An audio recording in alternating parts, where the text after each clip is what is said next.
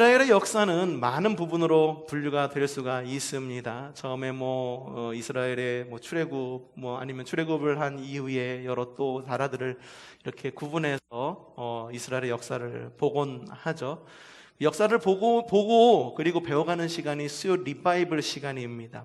그래서 이스라엘의 역사를 보고 싶다. 나는 성경 이야기 주일 말씀으로 좀 부족하다 하시는 분들은 수요 리바이블 시간에 수요 예배 시간에 오시면 이스라엘의 역사를 보실 수 있으십니다. 갈급함이 있으시면 교회 나오셔서 함께 성경 공부했으면 좋겠어요. 그런데 이 시대 가운데에 사사시대라고 하는 시대가 있습니다. 이 사사시대는 대략 350년 동안의 시간이 사사시대입니다. 이스라엘이 나라를 이루고 그리고 이렇게 살아가는데 옆 나라들은 다 왕정시대를 맞이했다라고 하는 거죠. 왕정시대와 철기 문화를 막 가지고선 대단한 전투력을 갖고 막 확장세를 막 넓히는 거, 나라를 막 넓히는 거예요. 이스라엘 이 민족들이 보니까 부럽기도 하고 위기감을 느끼는 거죠. 그래서 하나님께 기도를 합니다. 자, 사사기 21장 25절에 뭐라고 적혀 있나 한번 보죠. 시작. 그때에는 이스라엘에 왕이 없었으므로. 맞습니다. 그 시대에는 이스라엘에 왕이 없었습니다. 그래서 사람들이 어떻게 했느냐 한번 보죠. 사람들은 저마다 자기의 뜻에 맞는 대로 하였다. 맞습니다. 중심이 되는 왕이 없었어요.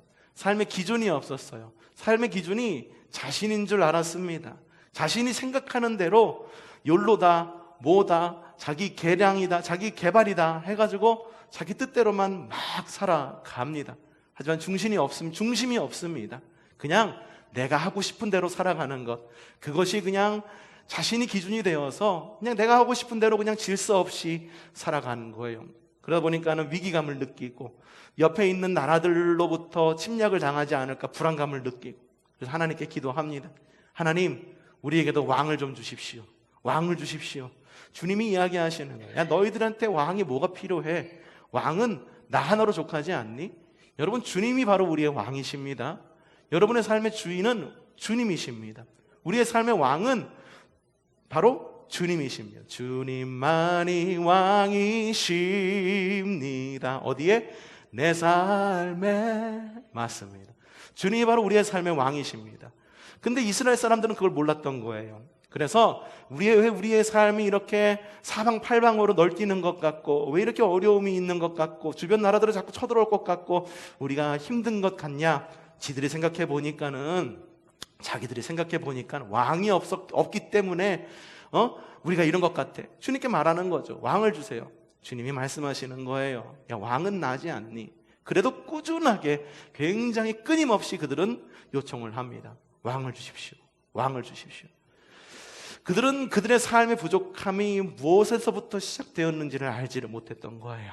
그래서 주님께서 요구하는 거죠. 주님은 모르셨을까? 아셨겠죠. 근본적인 이유를 주님은 아셨겠죠. 하지만 그럼에도 불구하고 주님은 설득당하십니다. 부모의 마음인 거죠. 아이가 자꾸 무엇인가를 갖다가 해달라 하니까 안 되는 줄도 알면서도 뭔가를 해주고 싶은 마음. 나에게 뭔가 조금 내가 그것을 도와주거나 어쩌고 그러면은 나에게도 어려움이 있을 게 뻔히 눈에 보이는데도 자식이기 때문에 도와주고 싶은 마음. 하나님께서 바로 그런 마음이셨어요. 그래서 그들에게 왕을 주시는데 그 첫 번째 왕의 이름이 누구라고요? 사울이었었습니다. 사울은요, 그 어느 것 하나도 빠지지 않는 인물이었었습니다. 키도 엄청나게 컸습니다. 얼마나 큰지 다른 사람들과 키를 견주어 보면은 다른 사람들의 어깨를 훌쩍 넘을 정도, 사람들보다 어깨 위만큼 클 정도로 엄청나게 컸습니다. 요즘에 바디 프로필 사진 사람들이 많이 찍어요. 프로필 사진, 옛날엔 프로필 사진이라고 그래가지고, 프로필 사진 어떻게 했습니까? 머리 이렇게 하고서 예쁘게 막 이러고도 찍고, 좀 예쁘게 좀 배경도 예쁘게 하고 찍고 그렇게 찍잖아요. 근데 요즘엔 바디 프로필 사진을 찍어요. 그래서 다이어트 해가지고 젊었을 때의 내 몸의 모습이 어떤지를 좀 찍어 놓고 싶어 하는 사람들이 있어서 헬스장에서 열심히 헬스하고 이렇게 몸에 살도 빼고 근육도 붙이고 해가지고 이렇게 멋진 모습을 좀 남겨놓고 바디 프로필 사진을 찍습니다. 사울이 그랬어요. 했고요. 몸도 굉장히 건장을 했었고 키도 엄청나게 컸습니다. 영적 능력은 어땠을까요? 몸만 좋았을까? 그게 아니라 영적 능력도 대단했습니다. 주님의 영에 감동해가지고 주님의 영에 감동해서 예언할 정도로 굉장한 영적 능력을 가지고 있었고, 무엇보다도 주님이 직접 왕으로 임명한 인물이 바로 사울이었었습니다. 왕은 대부분 아버지로부터 물려받죠. 사람들에 의해서 세움을 받죠. 사울은 달랐어요. 이스라엘의 첫 왕이었기 때문에 사람이 세운 왕이 아니라 하나님이 직접 세운 왕. 지금 말로 말하면은 교회 오빠. 그쵸. 교회 오빠. 아니면 엄친아, 금수저. 굉장한 인물이었다라고 하는 거죠. 그런데 그러한 아무것도 빠지지 않는 그 사울 앞에 한 소년이 등장을 합니다. 키는 굉장히 왜소했어요. 이 왜소해가지고 어느 정도 왜소했었냐 하면 사울이 입었던 갑옷을 대신 입혀주니까 그 갑옷이 커갖고 주렁 그냥 줄줄줄줄 흘러내릴 정도로 그냥 맞지 않을 정도로 그렇게 몸이 왜소했었습니다. 영적 능력 아직까지는 뭐 그렇게 대단히 나타나는 것 같지는 않습니다. 무엇보다 엄마 심부름으로 형에게 전쟁터로 이렇게 그 심부름을 갔습니다. 당시에 엄마 심부름으로 갔다라고 하는 것은 대단히 별 볼 일 없는 그런 그 가족 가운데 별 볼 일 없는 말 그대로 부엌대기 정도, 이렇게 좀 뭐라 그럴까, 엄마의 일을 돕는 아들. 지금이야 굉장히 이상적인 아들이죠. 엄마를 돕는 아들, 이상적이지만 그때는 이상적이지 않은 아들, 아무런 능력도 없고 아버지의 가업을 잊지 못하고 대신 엄마를 돕는 아들, 그런 사람이 등장을 하게 되는데 그 이름이 누구였나요? 다윗이었습니다. 근데 이 다윗이 몸도 왜소하고 영적 능력도 없는 것 같은 이 다윗이 다 이스라엘의 숙적이었던 블레셋의 골리앗을 물리치면서 전 국민의 영웅으로 떠오르게 됩니다. 국민의 영웅으로 떠오르면은 내가 왕이에요. 그러면은 어떻게 해야 되느냐? 내가 왕이니까는 그 국민적 영웅을 잘 등용을 해가지고 자신의 나라를 잘 통치할 수 있도록 사람을 잘 이렇게 등용을 하면 되죠. 그런데 이 이야기를 듣게 돼요. 백성들이 다윗이 한 이야기가 소문이 돌고, 그리고 사울 왕의 이야기를 비교를 하면서 노래를 부르는 거예요. 사울이 물리친 자는 1000명이지만 다윗은 10,000명이다.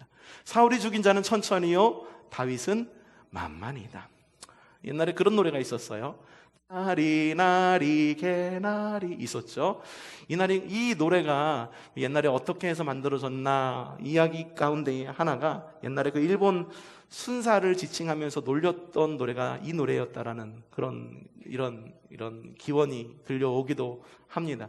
옛날 순사를 놀릴 때 순사나리 하는데 그 나리를 부를 때 밉잖아요. 그냥 동족들을 좀 보살펴주고 좀 우리를 좀 착취하는 일본으로부터 좀 우리를 자유케 하면 그래 좋겠는데, 일본 앞잡이가 돼가지고 일본 순사질을 하니까는 순사나리 하다가 일본 순사가 지나가면은 순사는 빼고 나리자를 붙여서 노래를 부르는데 어떻게 부르냐면 나리 무슨 나리? 개나리. 그래가지고선 불렀다는 노래가 있었다고 합니다. 그런 기원이 들려오기도 해요. 아마도 사울의 귀 가운데에 사울이 죽인 자는 1000이요 다윗은 10,000이다 라고 하는 여인들의 노래가 그렇게 들렸을 겁니다. 비꼬는 노래, 그리고 야 어린이만도 못하냐, 조그만 소년만도 못하냐 라고 하는 사울에 대한 도전으로 들렸을지도 모릅니다. 그래서 그 마음 가운데 불쾌감과 화가 완전히 몰려오게 됩니다. 불쾌감과 화만 몰려오면은 괜찮을 텐데, 그의 마음 가운데 불쾌감만 있으면 모를 텐데 어떻게 되느냐 한번 보죠. 사무엘상 18장 9절부터 10절까지 말씀, 오늘 읽은 말씀입니다. 시작.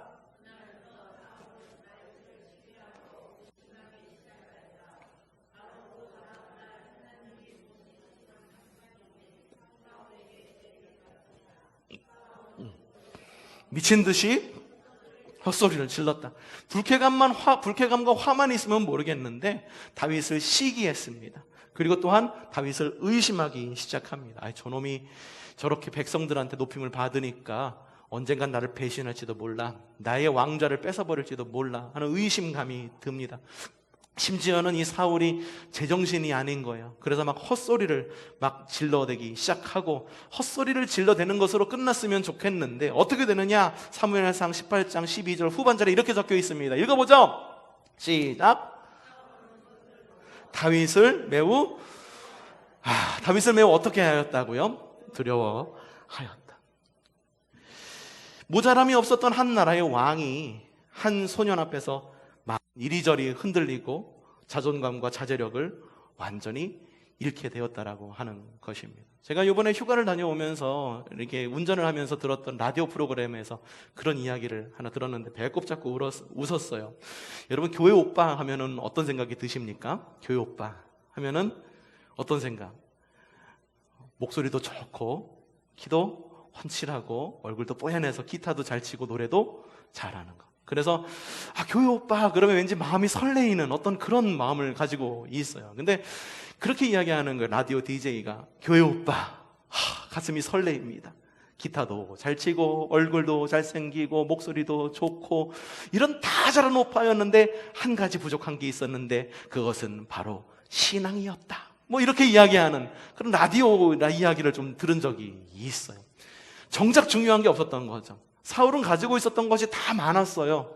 키도 훤칠했죠. 영적 능력도 있었죠. 그런데 왕으로서 그 마음을 중심을 잡고 모든 이들을 헤아리며 모든 이들을 포용할 줄 아는 포용력과, 그리고 왕으로서의 하나님 나라의 왕으로서의 하나님 나라를 다스리고 대신 하나님 나라를 통치하는 그 왕으로서의 그런 어떤 자존감이 부족했던 거죠. 그러니까 허울만 있는 교회 오빠, 이게 바로 사울의 모습이었습니다. 여러분, 자존감이라고 하는 것이 있습니다. 이 자존감은 무엇이냐? 자신을 존중하고 사랑하는 마음. 자존감은 바로 자신을 존중하고 사랑하는 마음입니다. 자존감이 잘 형성된 사람은요, 자신을 소중히 여깁니다. 그래서 다른 사람들과의 관계도 굉장히 긍정적인 관계를 맺게 되고, 심지가 매우 굳건하기 때문에 다른 사람들이 뭐라고 비난을 하거나 혹은 그의 마음 가운데에 혹은 삶 가운데에 실수와 실패가 있다 하더라도 결코 흔들리지 않습니다. 인생의 굴곡 가운데에서도 유연하게 대처할 수 있는 능력이 있습니다. 하지만 자존감이 잘 형성되지 않은 사람은, 자존감이 약한 사람은 남의 시선에 굉장히 전전긍긍합니다. 내가 이렇게 하면 다른 사람들이 어떻게 볼까? 다른 사람들의 좀 시선을 좀 많이 이렇게 의식하게 되고, 자신감이 부족하기 때문에 대인관계가 원만하지 않고 열등감이 굉장히 심합니다. 그리고 또한 피해의식을 가지고 있어요. 내가 이렇게 된 것은 누구 때문이야? 내가 이렇게 된 것은 어떤 환경 때문이야? 그렇게 자존감이 없이 그렇게 자신 사회에서 생활을 하게 됩니다. 자, 여러분은 어떤 부류에 속합니까? 여러분 스스로 생각하기에 여러분은 자존감이 잘 형성된 사람인 것 같습니까? 아니면 자존감이 좀 약한 사람이다라고 여겨지십니까? 근데 안타깝게도 우리가 이 자존감이라고 하는 것이 우리가 이 땅 가운데에서 하나님 나라를 살아갈 때에도 굉장히 많은 영향력을 끼치게 됩니다. 우리는 구원받은 하나님의 백성입니다. 그렇죠? 여러분 구원 받으셨죠? 우리는 구원받은 하나님의 백성입니다. 그래서 이 땅 가운데에서 천국을 살아갑니다. 여러분 이 땅 가운데 천국을 살아가고 계십니까? 예, 그것을 성화의 삶이다라고 이야기를 합니다. 여러분 천국을 산다라고 하는 것, 여러분 그 누구도 부럽지 않은 인생이다라고 생각이 들지 않으십니까? 근데 그럼에도 불구하고 자존감이 약함을 느끼게 되고 확신이 굉장히 부족하고, 왜 내가 천국을 살고 하나님 나라를 살아가는데 왜 이렇게 힘들고 어려울까라는 생각이 들기도 합니다. 왠지 아십니까? 우리가 살아가는 이 땅에서의 천국은 완벽하지 않기 때문입니다. 완전하지 않기 때문이에요. 이 땅 가운데 완벽한 것은 주님밖에 없어요.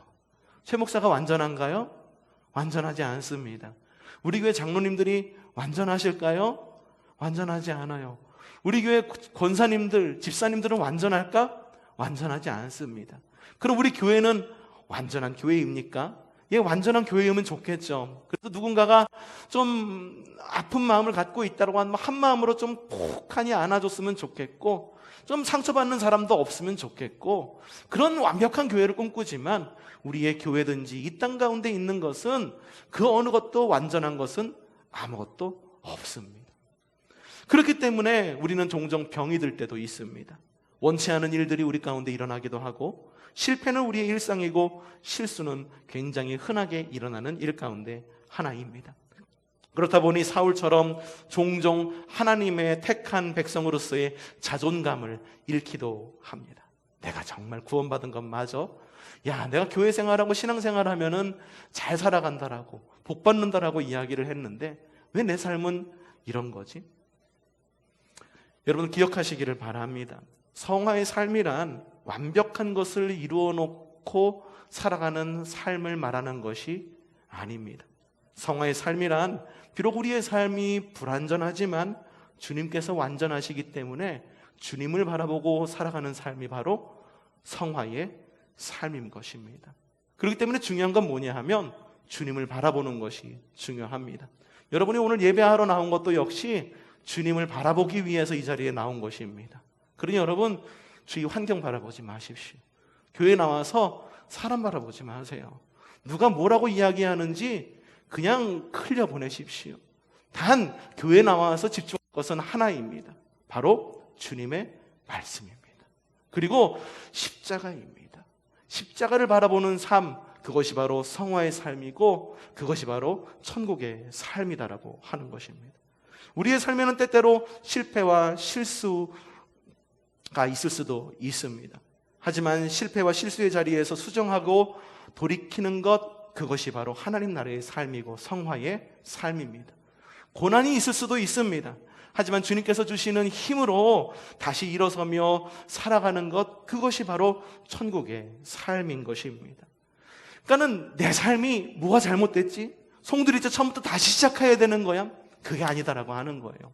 악은 여전히 우리에게 존재하고 부족함은 우리에게 비록 존재하지만 그런 악과 부족함 앞에서 우리는 실패감으로 젖어들지 않고 혹은 피해의식으로 젖어들지 않고 이 땅 가운데에서 하나님을 바라보고 수정하면서 그리고 돌이키면서 살아가는 것이 성화의 삶, 이 땅에서의 하나님 나라의 삶이다라고 하는 것입니다. 얼마 전에 교회에 종탑을 올렸어요. 새롭게 종탑을 올렸는데 여러분 밤에 교회 앞에 지나가 보셨어요? 교회 종탑 밤에 보신 적이 있으세요? 야, 밤에 보니까는 너무너무 예쁜 거예요. 불빛도 아주 선명하게 잘 들어오고, 이전에 종탑에 십자가를 보면 언제나 십자가 한 팔 구탱이 하나가 이 네온 사인이 깨져가지고선 참 마음이 아팠었는데 십자가 등도 아주 잘 들어오고 밑에서부터 불도 환하게 비춰주고 종탑 아래에 있는 교회 간판도 굉장히 잘 들어와서 야, 과연 이게 어디까지 보일까? 그래서 차를 끌고선 나가본 적도 있어요. 어디부터 보일까? 저 뒤쪽으로 돌아보고 앞쪽으로 바라보고 동두천 쪽에서도 바라보고 연천 쪽에서도 바라보고 어디서부터 보일까? 너무 마음이 너무너무 이렇게 뿌듯하고 너무너무 좋았었어요. 그런데 이 시공을 마친 바로 그 날, 당일날 하나의 뭐가 잘못됐다는 것을 제가 발견했어요.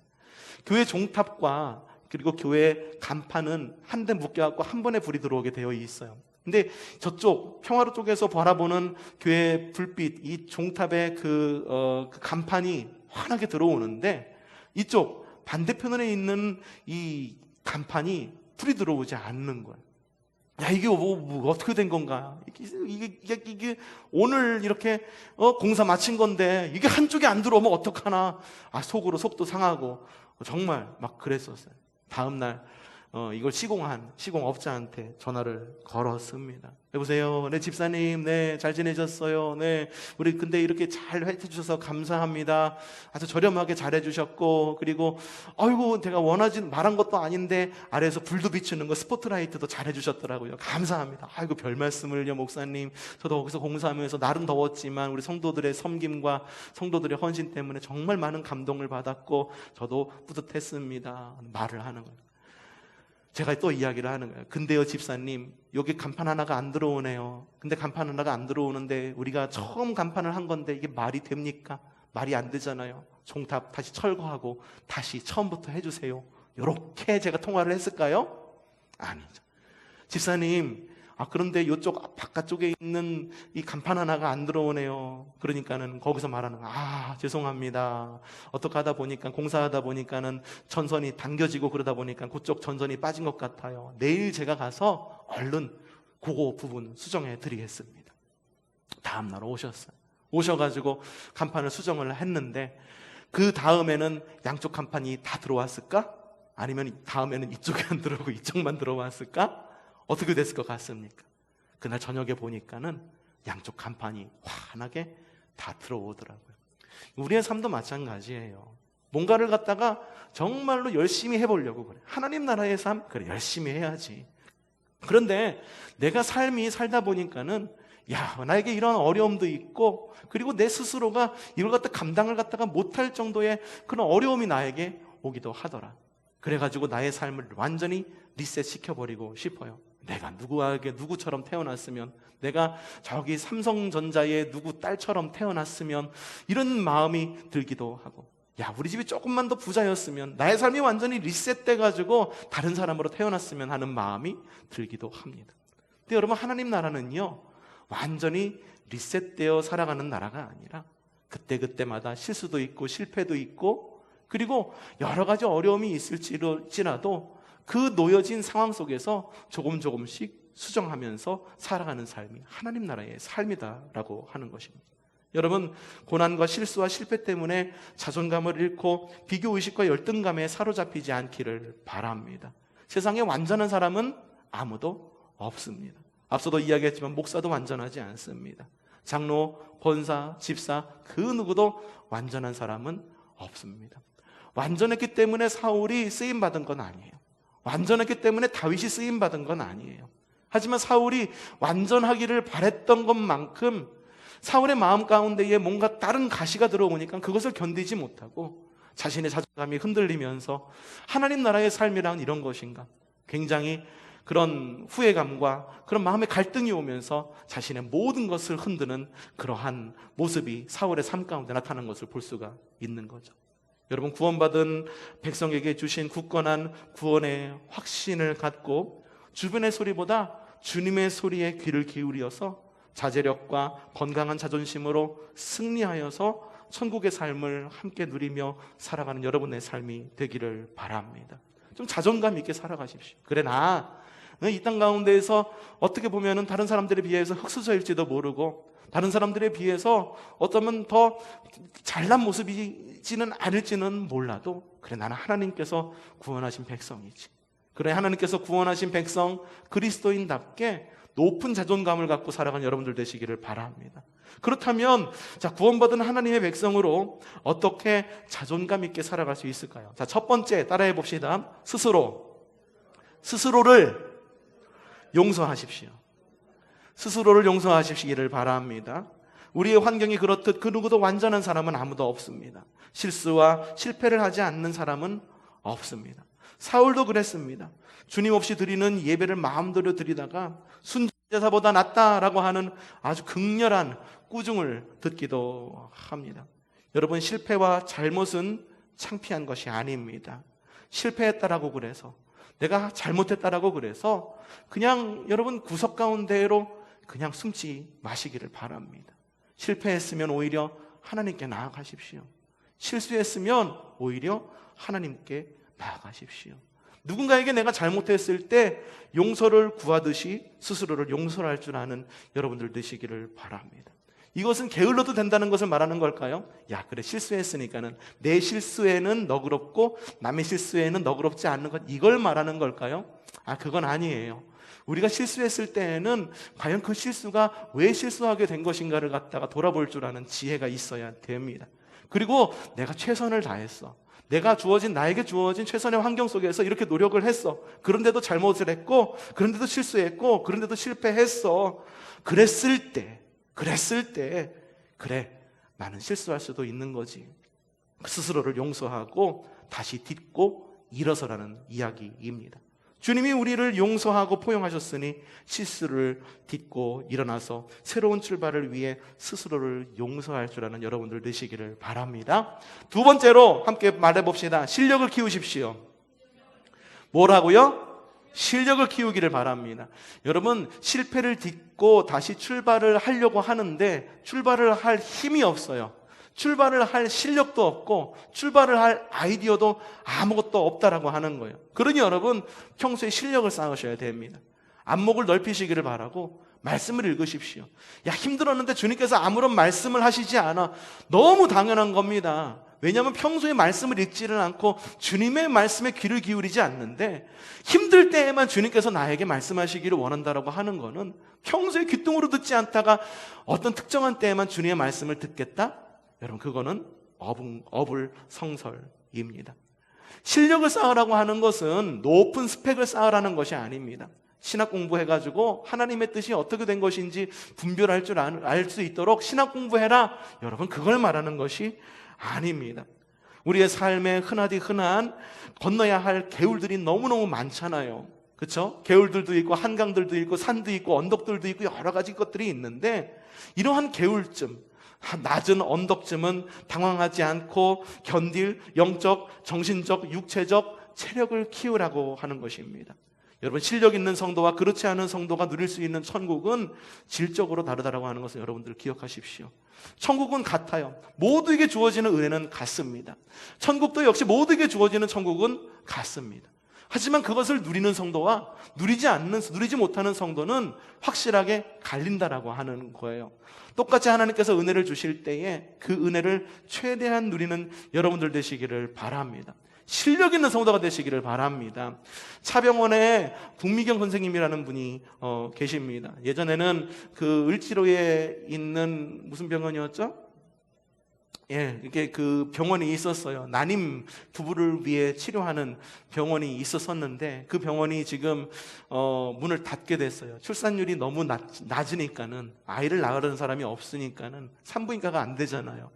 굉장히 큰 병원이고 난임 부부들에게 희망을 주는 그런 병원이었었는데, 그 병원이 문을 닫고 국미경 선생님이 차병원으로 옮겨서 지금 차병원에서 이렇게 일을 하고 계시더라고요. 이 국미경 선생님이 국내 3대 난임 치료자 중에 굉장한 이 권위자이십니다. 이 국미경 선생님이 근데 크리스찬이에요. 사랑의 교회 집사님이래. 이게 20년 전 이야기, 10년 전 이야기니까는 지금 어쩌면 권사가 되었을지도 모르게 했어요. 이 국미경 선생님이 3대 난임 치료자 가운데의 한 명인데, 이게 분이 크리스찬이니까는, 실력도 되는 크리스찬이다 보니까는 국미경 선생님이 이 난임 치료를 받으러 오는 여성들에게 이야기를 해주는 거예요. 아이를 꼭 갖고 싶으세요? 네. 절실하십니까? 네. 그때 국미경 선생님이 이야기를 합니다. 생명은 하나님이 주시는 겁니다. 제가 시술은 하지만 하나님께서 생명을 주심을 믿으시고 저와 함께 기도하고 시술 받으시겠어요? 믿는 사람이건 믿지 않는 사람이건 어떻게 대답할까요? 싫어요. 나는 불교예요. 기도 안 할 거예요. 그러고선 기도 안 받고 시작할까요? 아니에요. 종교와는 상관없이 국미경 선생님이 실력도 있고 신앙도 갖춰지니까는 모든 사람이 그 절실함 앞에서 국미경 선생님이 손을 잡고 기도하고 시술을 받게 된다라고 하는 거예요. 여러분이 정말 선한 영향력을 끼치기를 원하신다고 한다면, 그리고 여러분의 삶 가운데 뭔가 새 출발을 하고 싶으시다 한다면 실력을 기르십시오. 그리고 높은 자리에 올라가라는 것, 그걸 말하는 것이 아니라 여러분의 삶 가운데에 여러분들이 가지고 있는, 여러분만이 할 수 있는 그러한 특출난 아이디어와 그리고 달란트를 개발해서 여러분들의 어려움이 있을 때 그걸 갖다 헤쳐나갈 수 있는 뭔가 힘을 기르라고 하는 것입니다. 여러분, 하나님 나라와 여러분의 자존감을 위해서 실력을 쌓는 여러분들 되시기를 바랍니다. 학생은 공부해야 돼요. 공부해야 돼요. 내가 어느 정도 어떤 길을 가고 싶다라고 말하면, 생각이 들면, 어떤 꿈이 있다 생각을 하면은 지금 놀아서는 안 됩니다.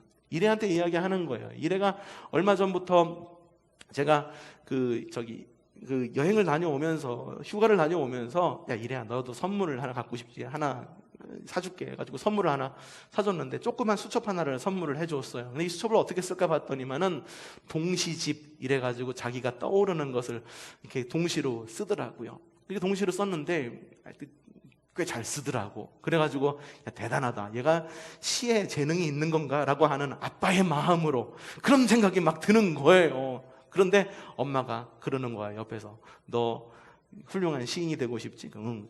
근데 그렇게 되고 싶으면 연산도 할 줄 알아야 돼. 이 연산을 안 하면 안 되거든요. 국영수 안 되면 요즘 우리나라 사회에서는 안 되거든요. 그러니까 학생은 공부할 줄 알아야 돼요. 꿈이 있다고 한다면 학생 공부해야 됩니다. 직장인은 어떻습니까? 그 프로모션에서 내가 승진하고 싶어. 그럼 어떻게 해야 됩니까?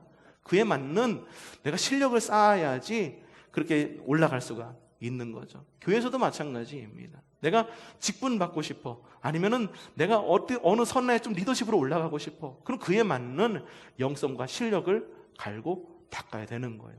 우리 교회 같은 경우에는 예전에 직분을 주어서 문제가 된 적이 있었던 것으로 들었어요. 하지만 직분을 받고 올라가기를 원하거나 내가 어느 특정 상태에서 영향력을 발휘하고 싶다 하면 여러분 지금부터 실력을 쌓아야 되는 겁니다.